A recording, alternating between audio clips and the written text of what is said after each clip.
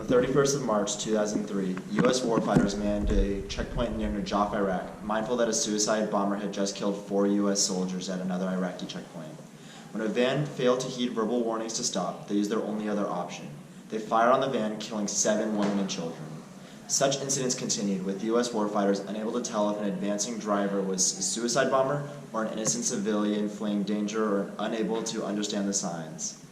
But checkpoint casualties eventually declined with warfighters' use of non-lethal systems, like dazzling lasers for warning and vehicle stopping devices. While the action of killing the civilians may have been lawful, these types of situations present U.S. forces with horrible moral dilemmas. U.S. forces require alternatives to simply shouting or shooting. Non-lethal weapons fill gaps between verbal warnings and lethal force. They have been urgently needed and used by U.S. forces in Somalia, Kosovo, Iraq, Afghanistan, and Haiti. Non-lethal weapons have saved civilian lives, as one battalion commander in Iraq noted, and also saved the lives of U.S. warfighters. The need for non-lethal weapons grows as warfare and disasters increasingly occur in population centers, as well as at sea, as small boats become the asymmetric weapon of choice. War has been a big part of the world's history, and it is forever evolving. Perhaps the biggest evolution will be in the near future, when the involvement and practice of non-lethal weapons. Conventional warfare is when countries attempt to achieve objectives and win war based on their killing of opponents through bombs, guns, missiles, and other modes of killing. Non-lethal warfare is attempting to win a war without killing the opponent. This is done by completing objectives while temporarily disabling the enemy. Some of the ways of disabling the enemy include knocking them out, blinding and deafening them, and subduing them through rubber bullets or pepper spray bullets. We are arguing that non-lethal warfare is morally and ethically superior to conventional warfare because non-lethal warfare involves less killing, and killing when non-lethal options are available is immoral. Many weapons have already been developed to aid in the support for non-lethal warfare, resulting in less killing. One of these weapons is called the Dazzler. The Dazzler has been out for decades and has been developed to temporarily blind an enemy. This is useful in getting past a combatant without killing him. It is also beneficial in stopping vehicles, as well as mentioned before. Another weapon is the vehicle stopping net with spikes, which is like road spikes, but the net ties around the wheels, stopping the vehicle immediately. The pogo jet is a type of bullet that is effective at stunning the enemy by providing a bee sting-like effect. The sticky foam gun can be used by impairing individuals by shooting them with sticky foam. This was used in Somalia. Another non-lethal weapon is a gun that releases sticky foam. Lastly, the taser shockwave shoots EMP to the target, causing it to disarm any target, weapons, or explosives, as well as knock them out for a short period of time. As conventional war evolves, more death occurs. In the Revolutionary War, there was around 40,700 deaths. Almost 100 years later in the Civil War, 800,000 deaths.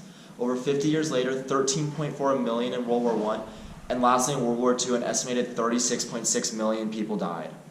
This shows as war evolves, more deaths occur. Without non-lethal war, war is only going to get deadlier and deadlier. Non-lethal can also be superior to conventional warfare.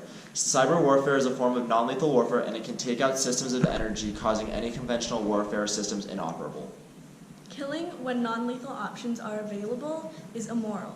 10 Commandments, specifically the 5th, just war theory changed throughout history and should be able to adapt to change of technology now. Non-lethal warfare has never been experienced or used in any war, so we cannot judge if non-lethal warfare is going to be a failure of war or lost war without actually giving it a chance in action. While it hasn't been used in all-out war, it has been used in real-life situations. In preparing for the 1995 UN withdrawal from Somalia, U.S. Marines adopted non-lethal weapons. Marines saw them as helping minimize civilian casualties while countering looters and rioters, who sought credit for driving the Americans back into the sea. 16 Marine reservists who used them in law enforcement trained Marines to use all-arisen, capsicum, pepper spray, non-lethal shotgun rounds, non-lethal grenades projecting small rubber balls, road spikes or caltrops, and other devices. The UN withdrew from Somalia smoothly and without casualties. Afterwards, Task Force Commander Lieutenant Gen. Anthony Zinni, USMC, reported, "Our experience in Somalia with non-lethal weapons offered ample testimony to the tremendous flexibility they offer to warriors on the field of battle." Lastly, non-lethal warfare aligns with the hallmarks of Notre Dame de Namur University. By not killing our enemies, we are proclaiming by our lives even more than our words that God is good. One of the greatest things God gives people is the gift of life. One major subpoint of this hallmark is that we value as an ongoing spiritual journey of deepening relationships with self, others, and God. Conventional warfare does not value life and goes against the first hallmark. The second hallmark follows the same line of thinking. Conventional warfare does not honor the dignity and sacredness of each person. By not killing people, those who practice non-lethal warfare show that every life is sacred. Lastly, the third hallmark. Move towards peace and less violence.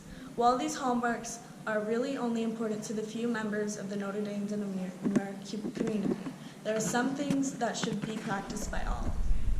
Non-lethal warfare is an ideal that should be put into place because it aligns with our ideals, but more importantly, it aligns with society's ethics and is a way that we can evolve to be better as human beings.